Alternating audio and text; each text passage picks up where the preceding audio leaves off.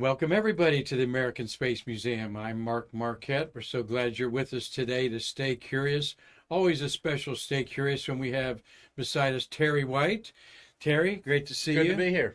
He was the head garage mechanic for the Shuttle program, and the facilities called the Orbital Processing Facilities. The And big garages. when I started saying OPF off my tongue, I knew I was halfway there to Yes. understanding some of the lingo of our wonderful 3-decade space shuttle that behind us is sadly the last launch on July 8th, 2011.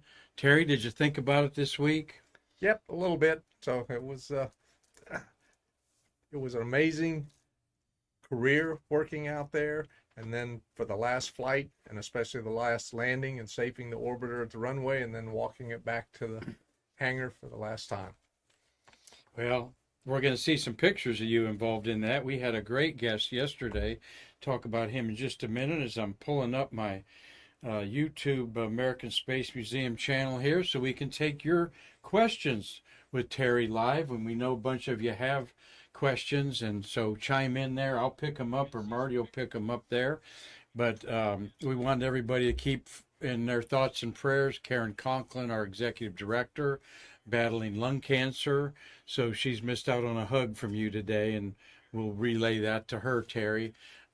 So she's at home, actually convalescing, trying to get her strength back as she's had several chemotherapy treatments. And the rest is up to the prayers and thoughts of you all out there. And we can't wait to get Karan back, but important is her health, that she gets her health back. So I want you all to remember Karen's been involved with this American Space Museum over 20 years. All right. She started out as the $2 an hour helper for a 60-hour week to Charlie Mars, our godfather. Okay. And Charlie's still around and has made his impact with her in the past of this, particularly building Space View Monument out there. But you've known her the past couple years. Yep. That's a really nice person. So yeah. Yeah. Yep. So she appreciates people like you, Terry, who we call national treasures, our space workers, for taking your time to be involved in so many ways, including stay curious. Thanks. So, thank you for that. Had a great talk with conversation with Chachi yesterday. Mike Chinelli, largely responsible for every artifact in the cases of our fallen friends and heroes. The remembrance exhibit out there at the Atlantis building, just I can't even talk about it without the hair starting to raise on my arms, really. Yeah. Always. I mean, it's just an amazing tribute that I know many of you friends of ours on Stay Curious have seen. And now you're getting to know Chachi as he's, like Terry, wanting to come on and share the stories that are so important, I think, to inspire the next generation. And he's got a lot of stories. So yeah, he talked about you two being out for the Columbia Rescue. Yes. He was involved with that. And yesterday, and we focused on 135. We're going to show a couple pictures that we showed yesterday of walking Atlantis off the tarmac that you involved with. So, but we wanted to give our condolences to the family of this great American who passed away yesterday. General Joe Engle died at age 91. Mark Usiak took this photograph of him in 2012 at the Udvar-Hazy event when they were swapping out a couple shuttles. Were you involved out there for that? No, I didn't go up there for that, but people that worked with me were up there doing the movement from the Enterprise and taking the Discovery. And well, don't know what you know about Mr. Engle there, but Terry helped me with this. This is very heavy, and Marty will probably have to switch over there. Hold that up on one side. This is Joe Engle's handprints right there, okay? And this is in a little display in our museum. But I'll have another picture of it, Marty. But this is part of our legacy here at the American Space Museum, is there's over 30 handprints of astronauts at Space View Park, just 3 blocks away from us. And there's his that say X-15, Alt, STS-2, and STS-51I. And the approach and landing tests were so important that he was a commander of with his friend who also passed away. Sanders? Richard Truly. Yeah. Yeah, Richard Truly. But this is heavy, isn't it? It is. And it's we'll put that down. But we're proud. This is what we're all about. When you contribute money and support the American Space Museum, you are doing this for our nonprofit that has where else nowhere in the world, I'll bet, are his handprints immortalized in that's probably 60 pounds. It is heavy. Yeah. Of brass there. So, but thank you, Marty, for zooming in on that. Who was this man? Well, I love this cool picture. X-15 pilot.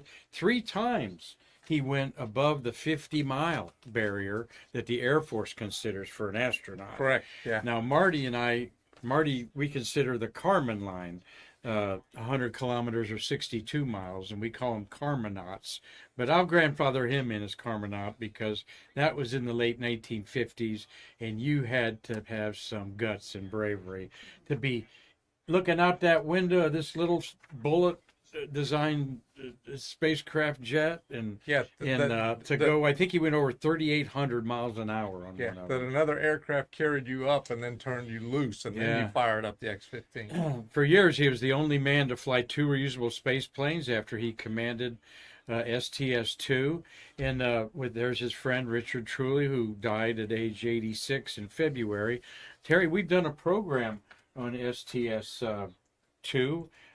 That's one that's kind of dear to your heart. Tell us about that. Yeah. STS-2 was the first time we returned a spacecraft that had previously flown to space, got it refurbished, and put it back into space again.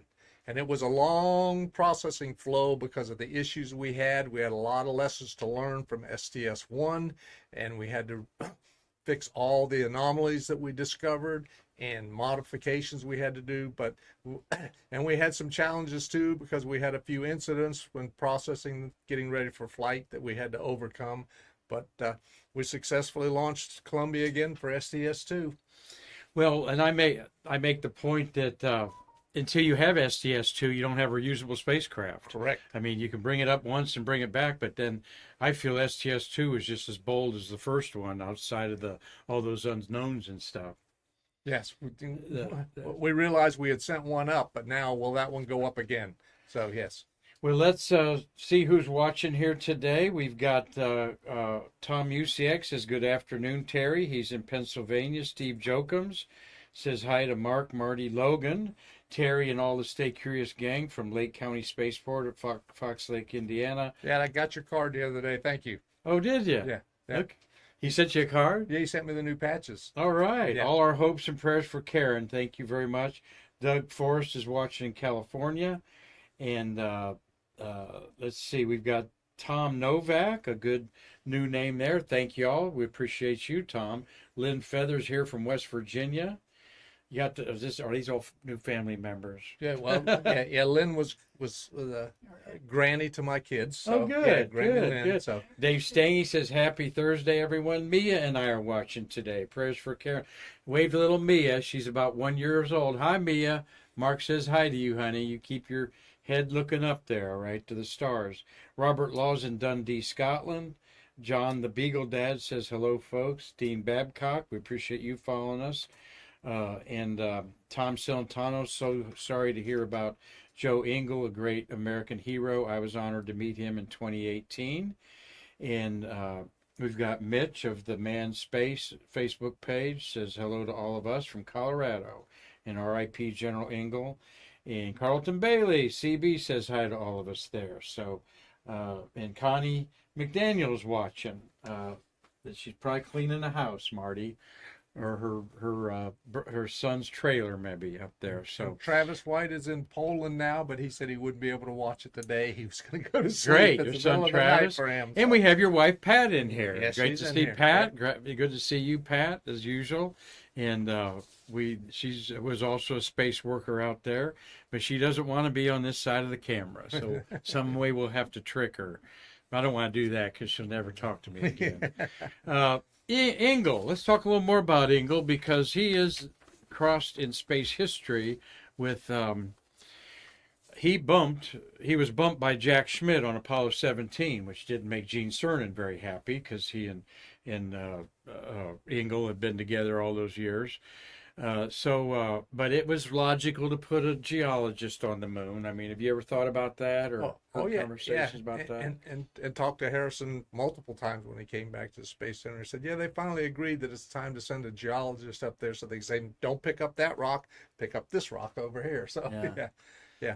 And of course, it was a great mission, and he's a great guy. Harrison Schmitt, one of 4 moonwalkers still alive, turned 88 years old. And of course, Charlie Duke will be 88. He's the youngest. And you got Buzz Aldrin, who's 94, and Dave Scott, who's 92. And those are the only ones left to talk about it. Now, you're not quite that old, so we'll keep having you back Okay. to talk about the shuttle as much Yep. as we can.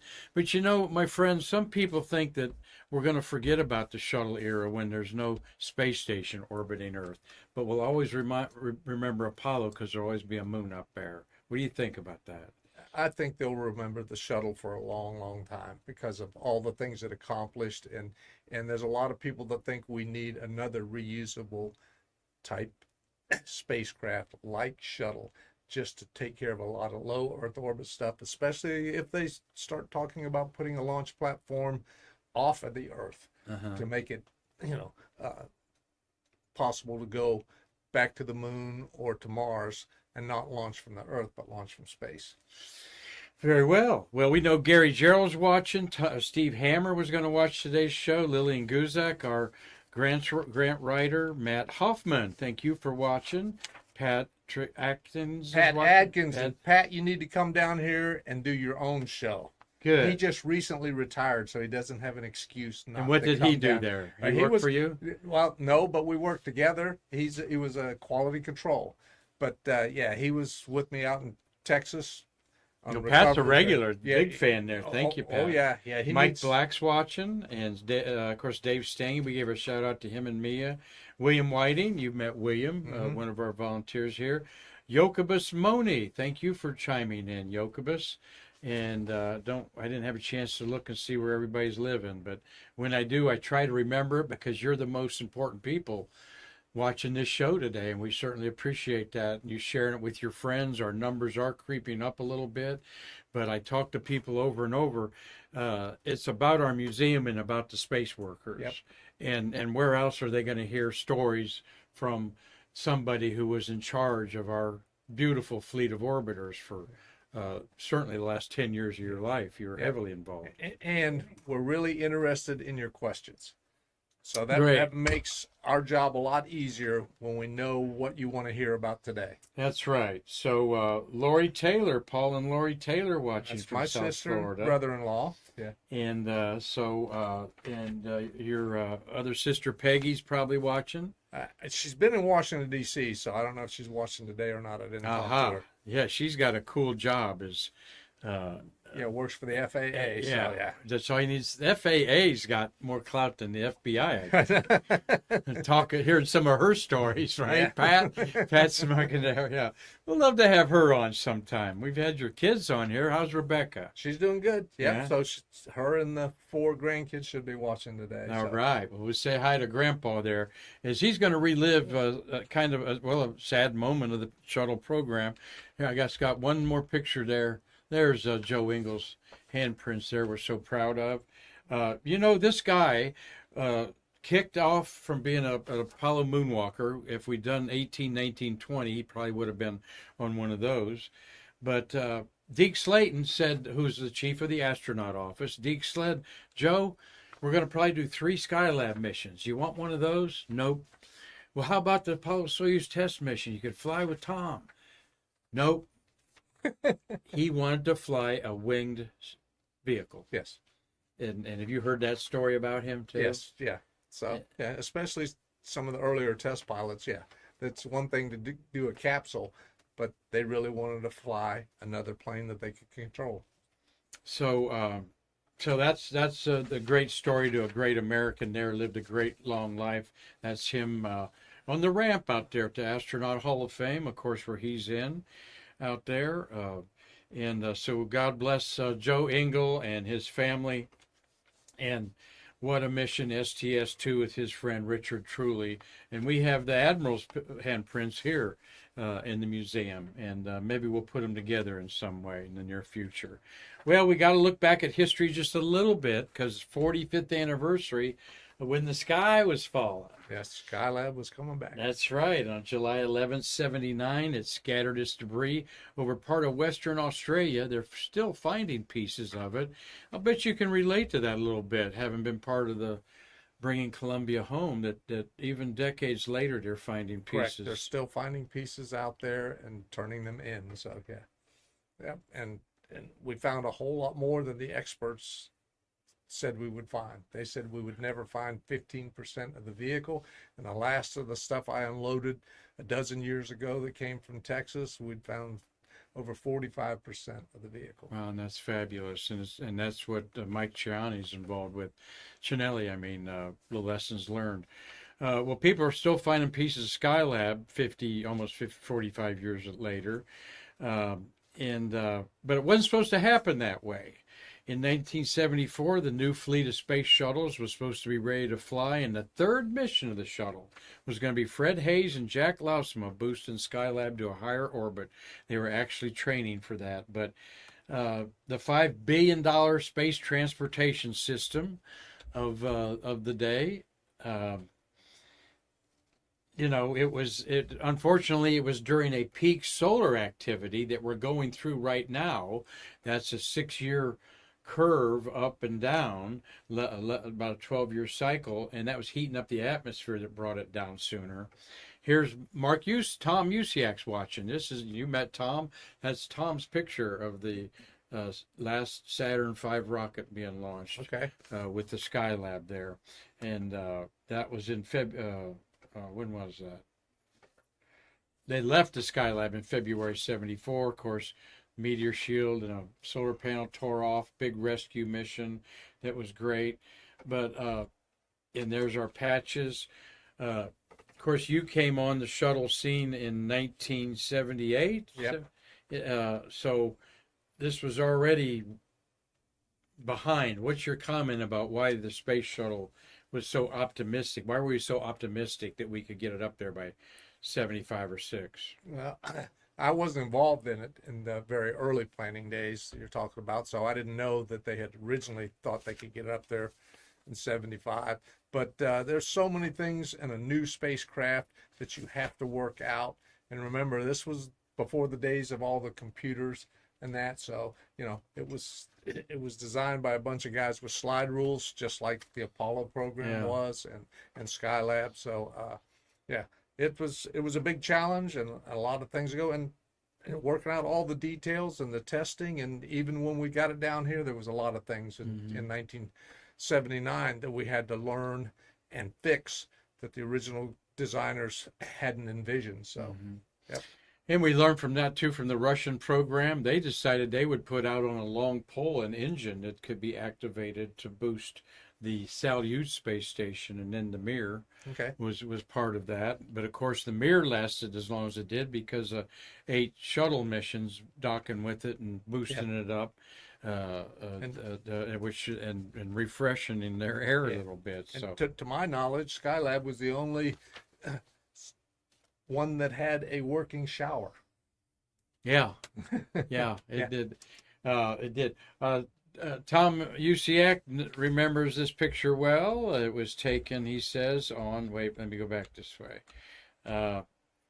May 14th, 1973. Thanks, Tommy. I didn't have that figure in my head there. May 14th, 74. It was occupied about 2-3 weeks later. They had to get up there with the first crew led by Pete Conrad. And this was the Parasol quick fix that had to be done, and do a spacewalk to put that out there to save the temperature from going over 120 degrees to down to a normal level. The 3 patches of the missions, and the left patch is the Skylab mission there. And this is a definitive Searching for Skylab, America's Forgotten Triumph by Alexandra and Dwight Benecke. What's his Dwight Stephen Benecke is their last name, and great friends of ours. Dwight directed it. Alexandra's been the wife helping produce it. You can download this. Just go ahead and search for it. We also sell it here in the museum, as we had an event with Jack Lausma of Skylab, the second crewed mission, and Rusty Schweikert backup on this. So want to promote that and think about Skylab. But let's change the scene here to our beautiful green screen 360-degree shot, or wide angle shot, probably 8mm of the launch of the last space shuttle ever to orbit the Earth. Never will ever happen again. And boy, did people turn out for it. Now, you're kind of isolated like Marty on the campus of Kennedy Space Center from the throngs, but one thing I've always amazed that you guys got to work on time.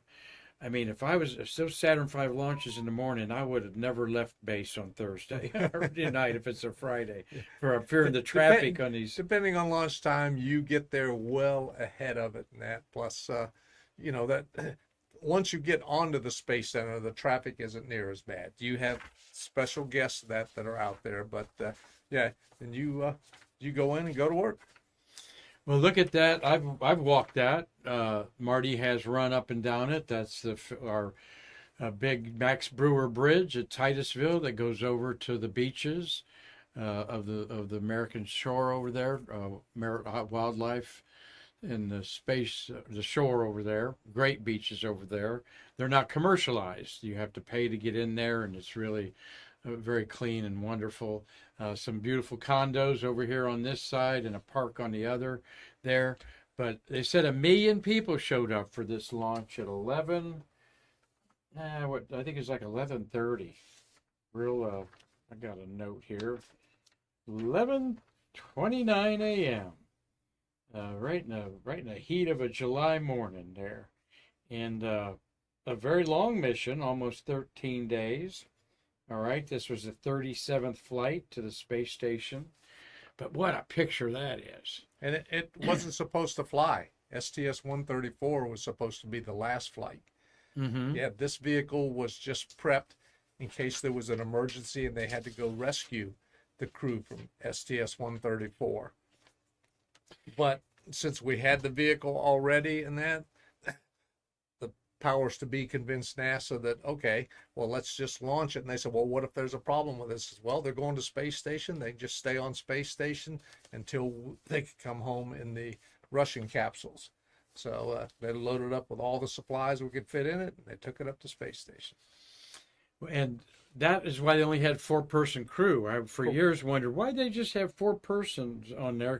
Chris Ferguson was the commander, Doug Hurley, the pilot, Rex Walheim and Sandy Magnus were the mission specialists, both on their 3rd flight. And I go, well, why don't they give a couple more astronauts a joyride, so to speak? And then you told me the answer. Yeah, let's take as maximum we could to the space station. So, yeah, it wasn't they necessary. They packed that mid-deck and everything and just as full as they could get with supplies, right? Yep, yeah. And so that made sense. And what a mission. And when the vehicle came home, it was in really good shape. Basically changed the tires and we could fly it again. Well, basically a carnival atmosphere, wouldn't you say? And here's Miles O'Brien of CNN, and that's astronaut Chow behind him there, and Travis Thompson, a friend of ours here at the American Space Museum that worked in the White Room as a lead there being interviewed. Tense media credentials. It was, people, this is something that they didn't want to miss. Yeah. Yep.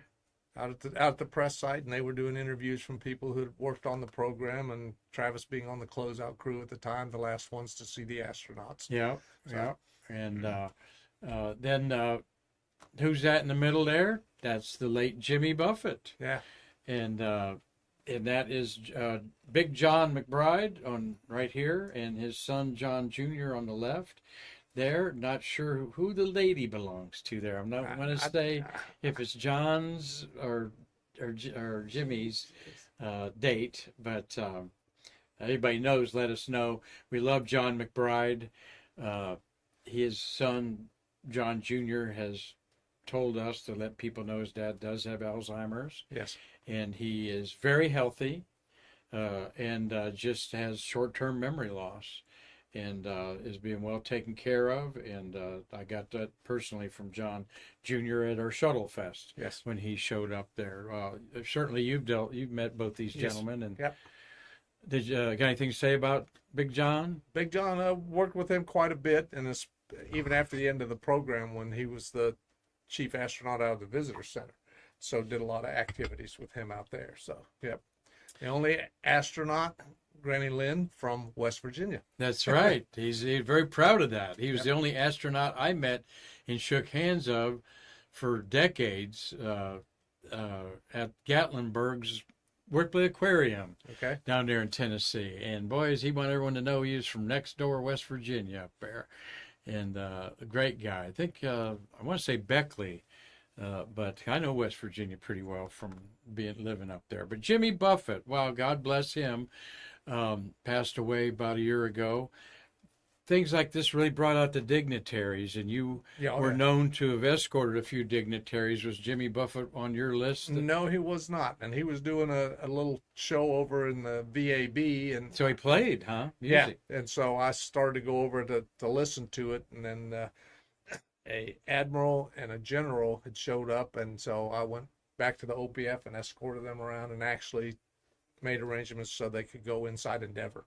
Oh, wow. Yeah, so. That was nice. Very nice. That was the type of thing Terry's done, if you haven't joined us before.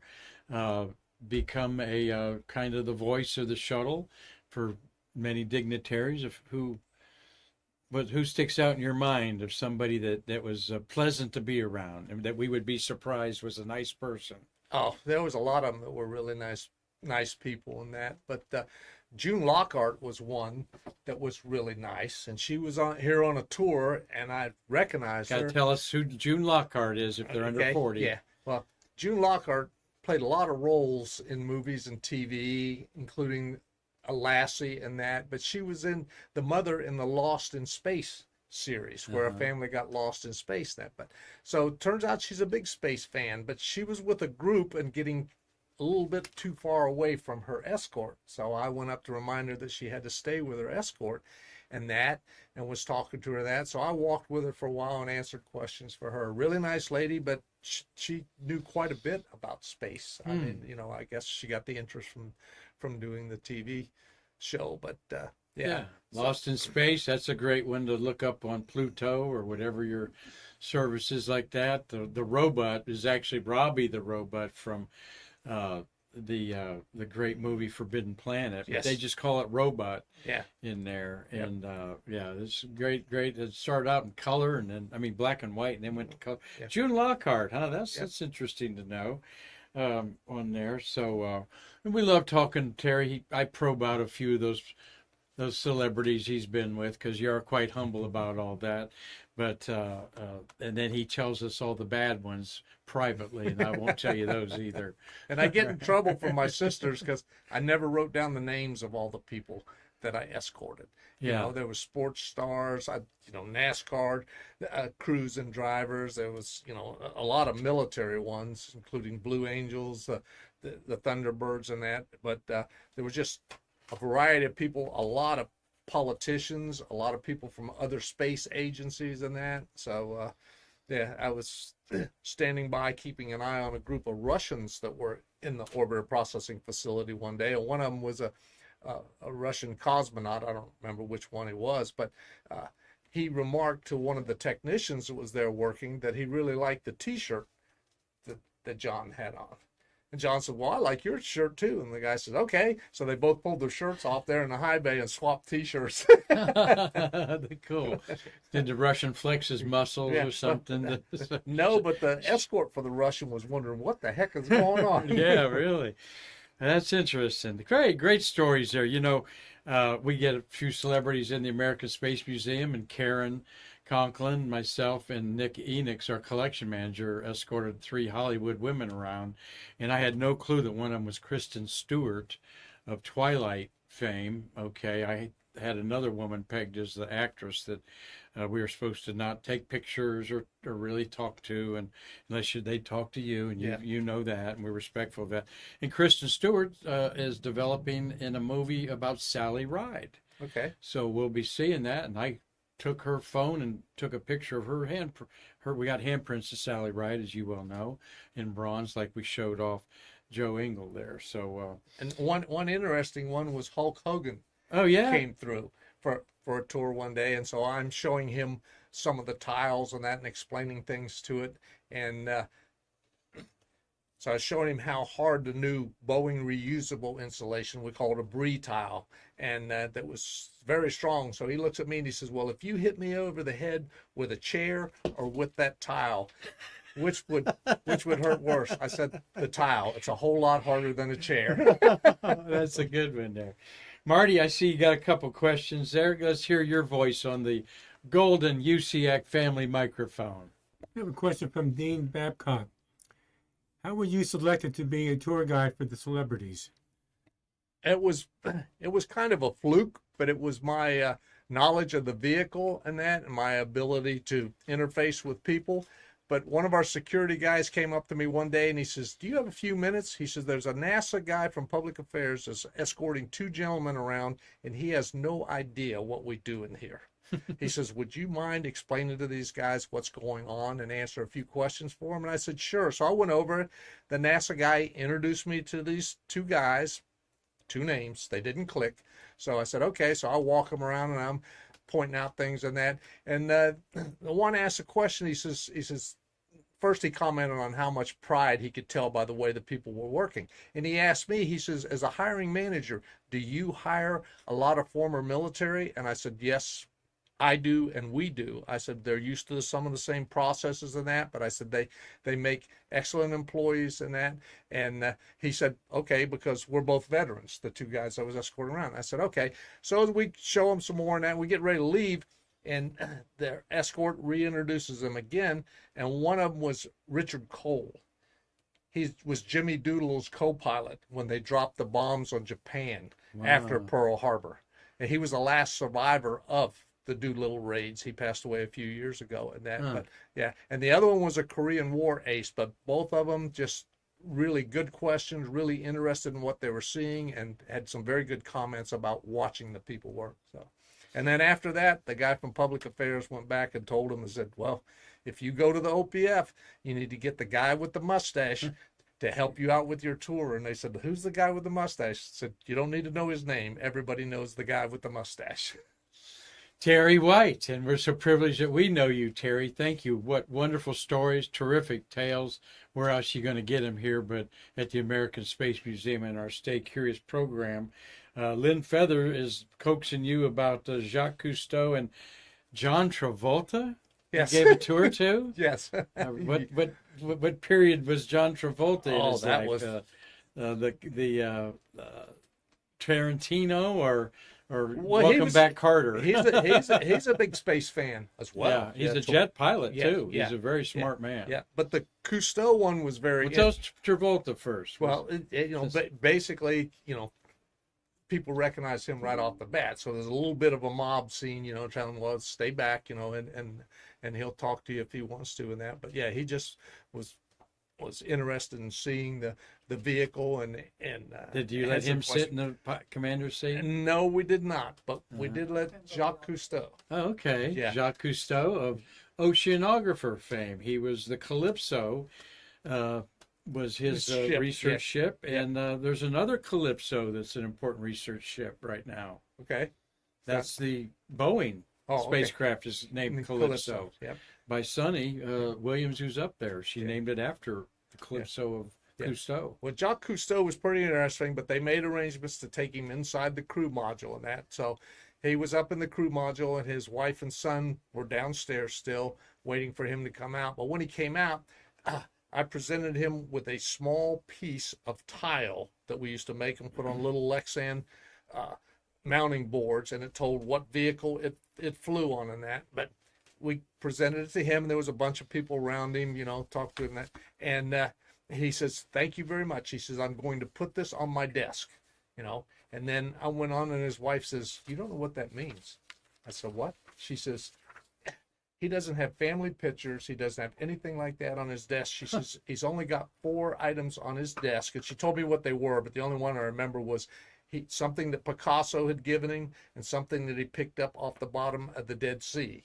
And there was 2 other items, and she says that is one of the 5 most important things in his life. So Wow. if he says he's putting it on his desk, it means a lot to him.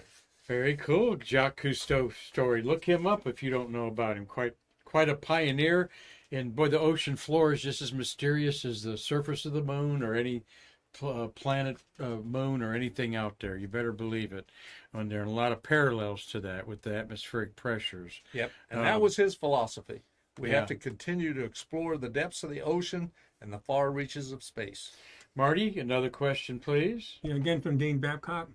What attributes did you look for when selecting employees to work for you? Basically, we looked at their background, and I hired mechanics and electricians. So we looked at their mechanical skills, we looked at their experience, and listened to what they had to say about themselves. In other words, sell their stuff. And one of them that still comes to memory now, a guy by the name of William Hartman, called him Bill. But when I was done his interview, he says, I want your job. I said, what? He says, yes, if you hire me, eventually I want your job.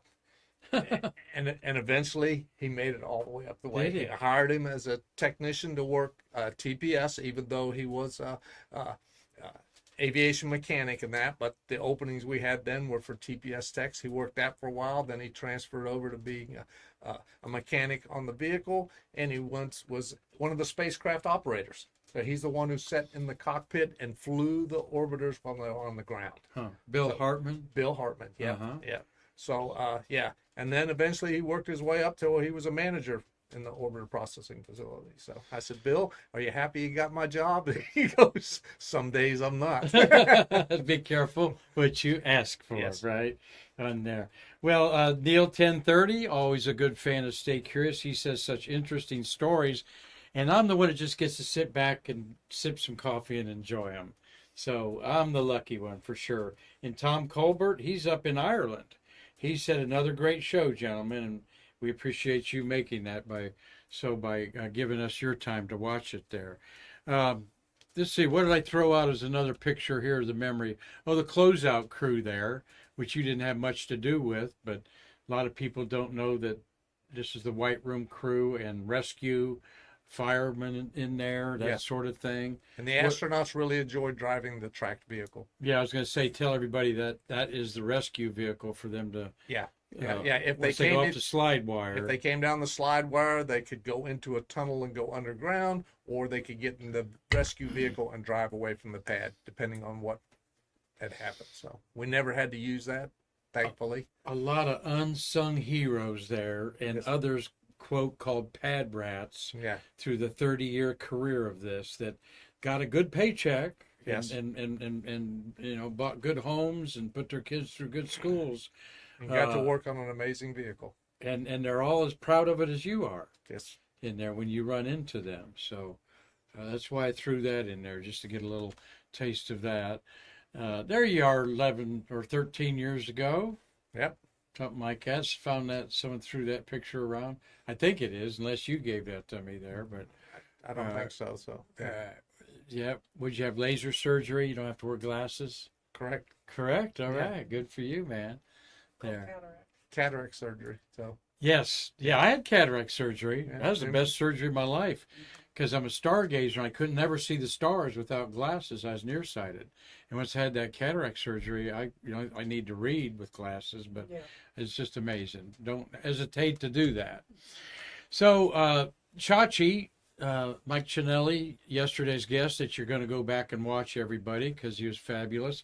Also Ken Joseph, a budget guy, was just awesome on Tuesday's show, where it cost $500 million a launch to launch the shuttle, right? About $500 million. Mm-hmm. Ken Joseph told us Tuesday each Artemis is a little under $5 billion. Artemis 1 cost about $4.8 billion to launch, so with inflation, Artemis 2 will be more than $5 billion. So the replacement that was going to be cheaper is not. Right. Anyway, you remember this day? Yes. Once we got the orbiter safe, got the crew off, downloaded what we could out of the crew module and that out of the pad. Then we hooked the tug up to it when everything was ready and had the air conditioning hooked up to the orbiter. Then we towed the orbiter back to the hangar for its last trip from the runway. And I mean, there we pulled up this picture. Thank you, Chachi. We see you on the far right there. Yep. Right there. Yep. Is that Charlie Blackwell Thompson beside you, the redhead? Yep. And I don't recognize the one. And Miklos over there. And Miklos in the red. Yeah, and that's the NASA flow manager for Atlantis, and I had her name on my tongue just a minute ago. But yeah, so yeah, she was the one that finally broke down and started crying on the walk back. She was, she was so sad. I'm that sure that Ann was she was very losing sad it. too. Yep. And we have Ann's photographs in our gift shop, and she was a worker. Tell us what Ann did. You know what she did. Ann was a thermal protection system engineer. So Yeah. and we had a lot more people walking it back than normal. Depends on what time of day after a landing. If it was late in the evening, there was only a few technicians and the safety guys walking it back. But this just happened. This was sort of an impromptu thing where you all joined it, right? Well, other people joined it. Yes. Yeah. So, and then here's the back group there. Chachi's right there that gave us these pictures and so forth. Just, I mean, what emotions did you have? well, it was when we knew it was the end and that. So mine was, well, let's get it in the hangar and start taking it apart. The next day I showed up for work and they said, by the way, you are now officially laid off. Oh, So I'm going to talk about what you did when you were laid off here in just a minute. That's what I made a note of. Rich Gursky. He's one of the OMS engineers. I keep trying to get to come down here and talk In to the you blue about. shirt? Yeah.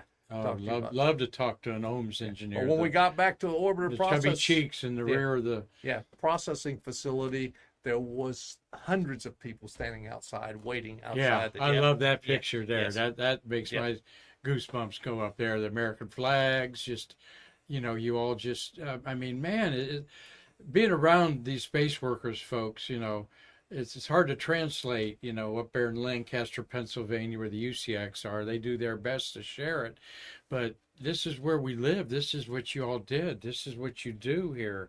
And this place was decimated in 2012 to 2020, really, until SpaceX brought it all back. Yeah. I mean, the stories you heard about people, like I said yesterday, put keys in the mailbox, called the bank, said, hey, Joe, you've been in my bank for 10 years.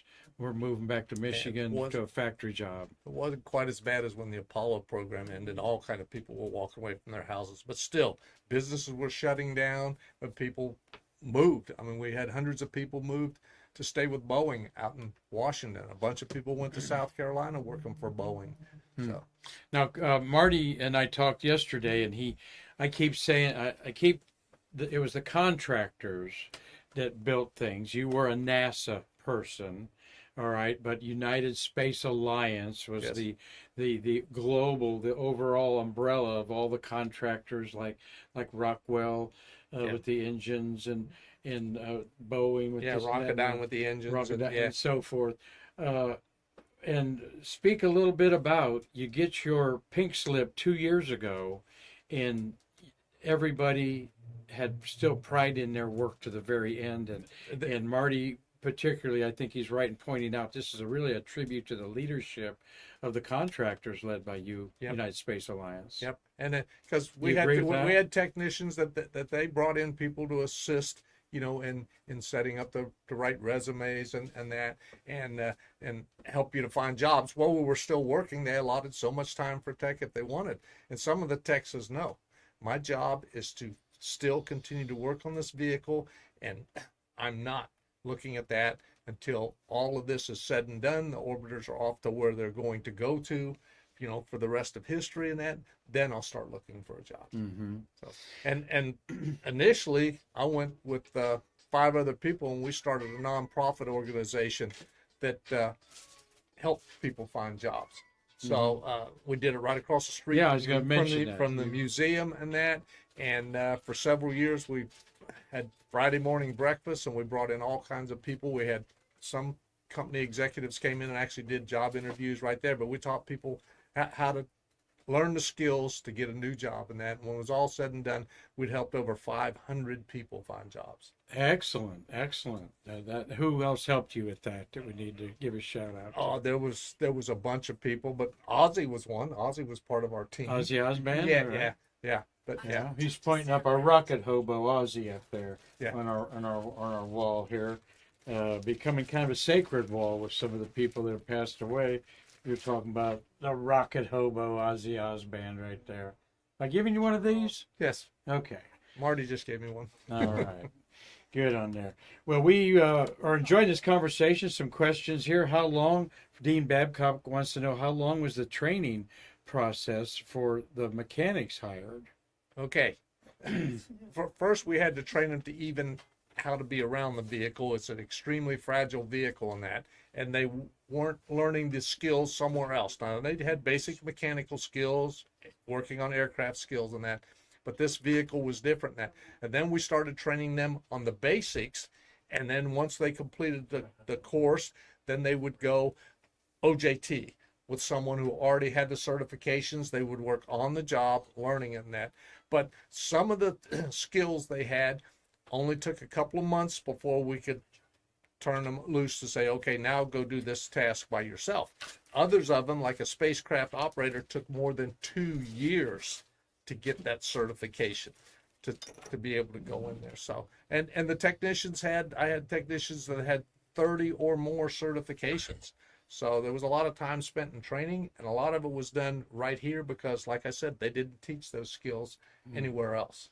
And they didn't learn them on a computer monitor either. They probably had a lecture with overhead projectors and that sort of stuff on there. Or someone like me teaching them. So. Thanks for a great question there, Dean. Marty, Tom Colbert's got a question there. Would you mind reading that while I enjoy the answer with my coffee? Will do. Any idea why Discovery had the extra black tiles just under its forward starboard windows? Under the forward starboard windows? That's what he said. Is that the right side? Your starboard's right. Yeah. I don't know unless I got to look at it, but I don't know what particular now. And I don't think it was Discovery, but Use the model to show the anomaly on Columbia. But yeah. Forward of the windows up here, and I think it was on the left-hand side on the one, but we were replacing a tile, and when they sent us the new tile, it was an area of low temperature tiles or white tiles. They sent us a black tile, and they said, well, we'll go make a new white one, and the engineer said, well, wait a minute, the black is better than the white. Just blond the black one on there, and it's acceptable, and so we did. Well, the problem was, as soon as they got to space and they're looking out the windows, the crew could see a dark spot forward of the windows, and they thought they had lost a tile. So every time we flew, they would come back and say, we lost a tile forward of the windows. I said, take a hard look. It's a black tile in the middle of white tile. And they go, oh, yes, it is. So, okay. So after that happening 3 times, getting calls about it, then they said, okay, next time we'll just take off that good black tile and put a white tile on there so we won't get that question.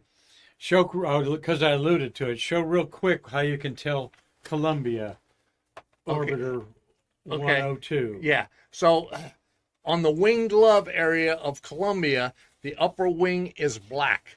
The rest of the orbiters, it still has that white transitioning Like into here. black. Yes. Yeah. So, But you see the and black right the there. reason for that is just prior to leaving the orbiter processing facility for STS-1, they came back and they said they were worried about the temperature differential of re-entry, where the bottom of the wing getting hot and the top of the wing being cool, and that temperature differential in that thin part of the wing. So they said, we want you to go paint all of the white tile and the white felt in that area black. And I said, what? And they said, yes, go paint it black, and before they re-enter, they'll roll the orbiter toward the sun, heat up that black on the upper wing, and then when it comes in, they won't have that much of a temperature differential. And I said, because we hadn't flown yet, so I said, okay, so we painted it black, and they didn't in the end, they did not need that requirement. You know, they said, oh, it would have done fine without it being painted black. But so since we once painted it black, we had to keep it black. So Columbia is the only one, when you look at the bunch of them together, it's the only one that has the black on the upper wing glove. That's some great history there for sure. And thank you, Terry. Great questions from everybody today. And we've had a great show. I just got one other little thing here that I have to do because as I go back here, somebody's got a birthday Saturday, if I do recall.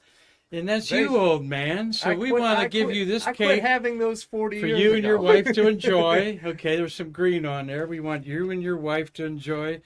Pat, little snack tonight or tomorrow, whatever. You need a little bit of energy. All right. But maybe Mia wants to help me there with Dave Stange. Sing a happy birthday to you. Oh, yeah. What?